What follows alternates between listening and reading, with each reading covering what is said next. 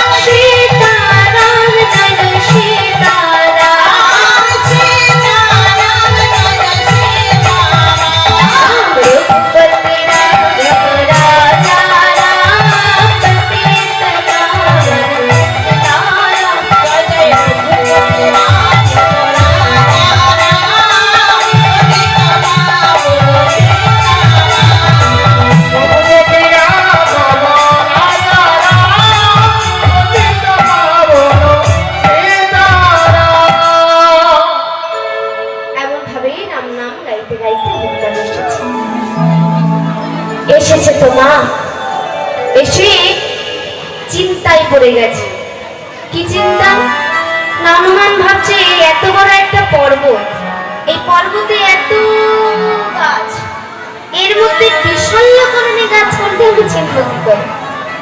আর এখান থেকে আন্দাজ করে যদি আমি একটি গাছ নিয়ে যাই, গিয়ে যদি দেখি এই গাছটি বিষণ্ণকরণী গাছ নয়, আবার আমাকে আসতে হবে, আর আবার আস্তে আস্তে সূর্যোদয় হয়ে যাবে। তা আমি কি করি? এই পর্বতটাকেই তুলে নিই। তাই এই পর্বতটাকে তুলে নিয়ে এক হাতে পর্বত নিয়ে আসছে। এদিকে ওই খবর জানতে পেরেছে কে বাবা? রাবণ।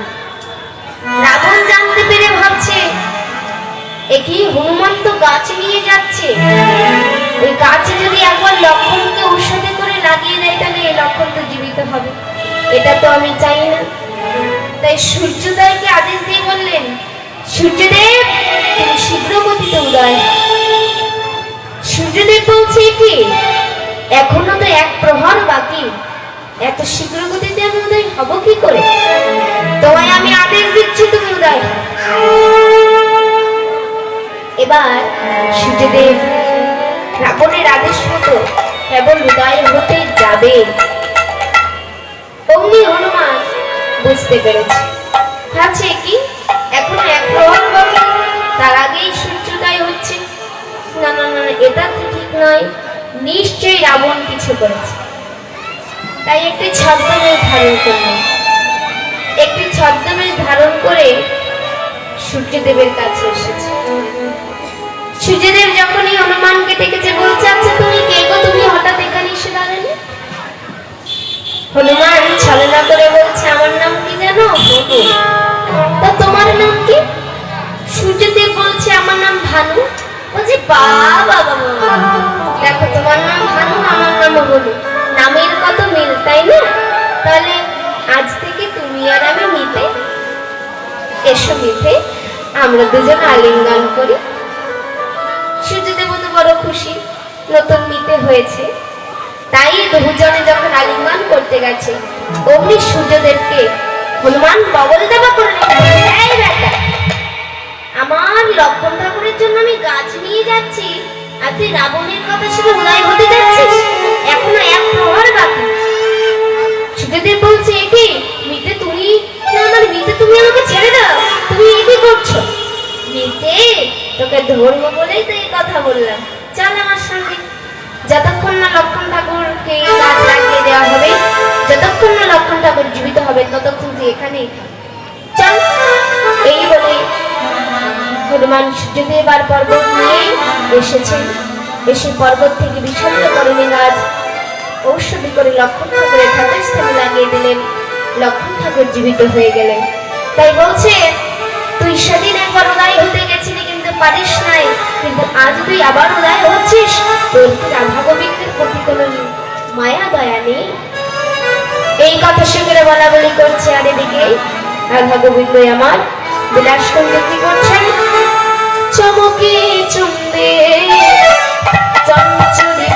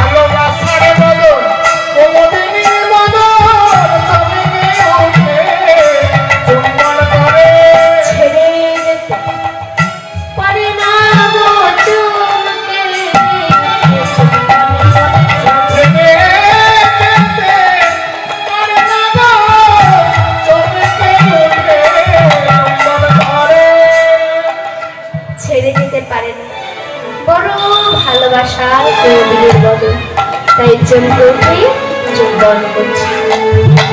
এদিকে বাবা কপত ঘুঘুর নিকটে গিয়ে কি বলছিলেন? আচ্ছা তোমার নাম তো পাকা ঘুঘু, তুমি এত কাঁচা কেন? ঘুঘু বলছে কেন? আজ রাধা গোবিন্দ এত সুন্দর শয়ন করে আছে আর তুমি এমন করে চিৎকার করছো। রাধা গোবিন্দের লীলার প্রতি দেখছি তোমারও দয়া মায়া নেই। আমরা পাকা ঘুঘু কাদের বলি গো? যারা সব কিছু জানে, সব দিক দিয়ে পারদর্শী হয়, তাদের বলি পাকা ঘুঘু। তা বলছো তুমি এত কাঁচা কেন? দেখছো না রাধা গোবিন্দ শয়ন করে আছে আর তুমি তাদেরকে জাগিয়ে দেওয়ার চেষ্টা করছো। এমন করে চিৎকার করো না, দয়া করে করো না, আমার রাধা গোবিন্দের যে ঘুম ভেঙে যাবে। এমন সময় কপতের স্ত্রী কপতি পাখার শব্দ করতে করতে আসছে। অমনি কপত রেগে গিয়ে বলছে, আরে কে গো, পাখার শব্দ কে করছো? করো না, আমার রাধা গোবিন্দের যে ঘুম ভেঙে যাবে। কপতের স্ত্রী বলছে, আমি কপতি, আমি কপতি, জানিতে এলাম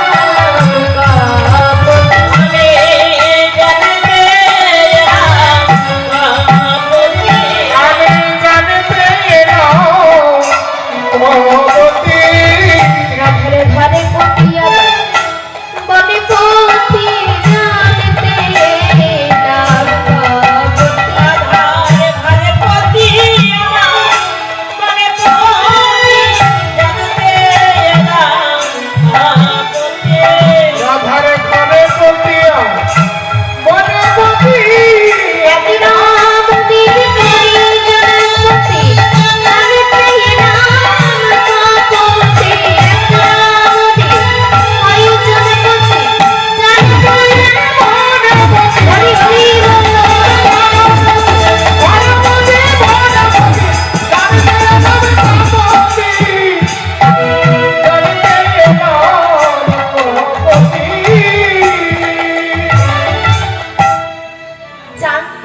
কপ্পে রাধার ঘরে পতি আবার গণপতি।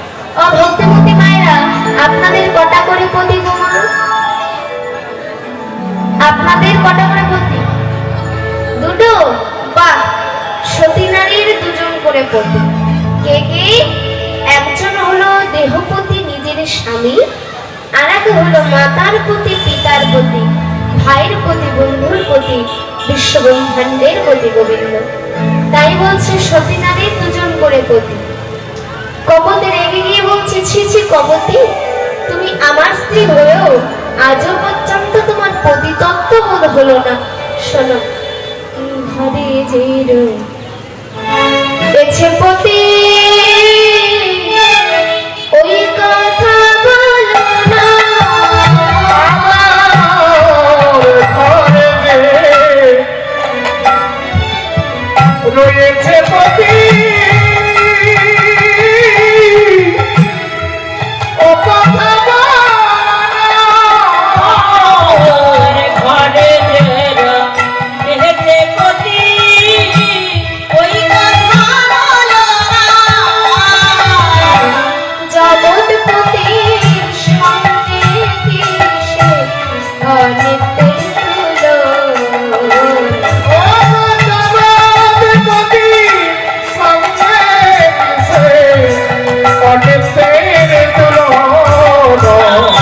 আর জগৎ পতির সঙ্গে কিসে অনিত্যের তুলনা। পতি সেজে পতিত হলো, পতি সেজে পতিত হলো। পতি সেজে পতিত হলো। পরম পতি ভুলে গিয়ে পতি সেজে পতিত হলো। পরম পতি ভুলে গিয়ে পতি সেজে পতিত হলো। পরমপতি ভুলে গিয়ে তুমি যা বলেছো আর বলো না।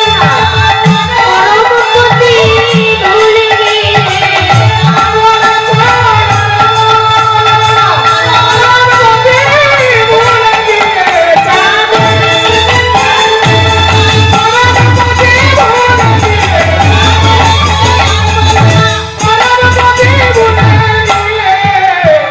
পতি সেজে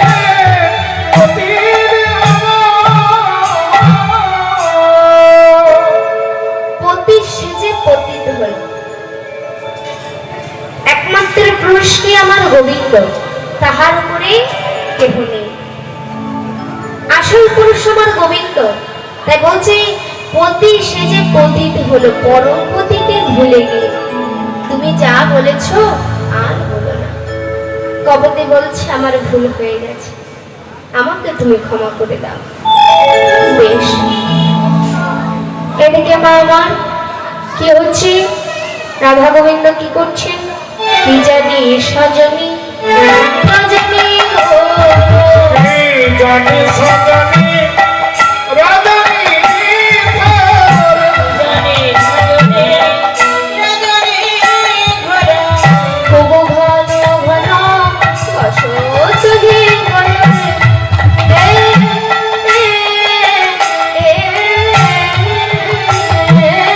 কি জানি সজনী রজনী ঘর।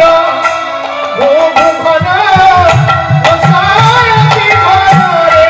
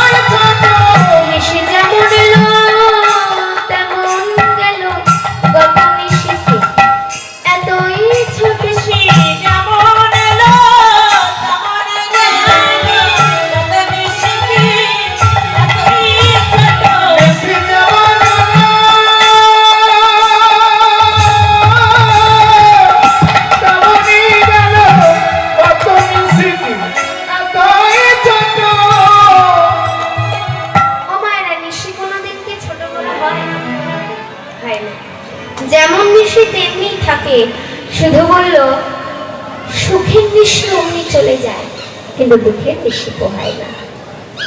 কেন? বাড়িতে রাত্রেবেলা, গভীর রাত্রেবেলা যদি কোনো ব্যক্তি অসুস্থ হয়, সকালবেলা ডাক্তারের কাছে নিয়ে যেতে হবে, দেখবেন সে রাতটা কেমন জানি কাটতেই যায়। কিন্তু কালকে খানে যে মহারাজ হলো রাত্রেবেলা, সেই সময়টুকু কেমন করে কেটে গেল আমরা কেউ বুঝতেই পারলাম না। তাই বলছে সুখের নিশি অমনি চলে যায়, কিন্তু দুঃখের নিশি পোহাতে যায়। সুখের নিশি চলে গেলেও দুঃখের নিশি পোহায় না। তাই বলছে নিশি কোনোদিন ছোট বড় হয় না। পুকারো তো হতো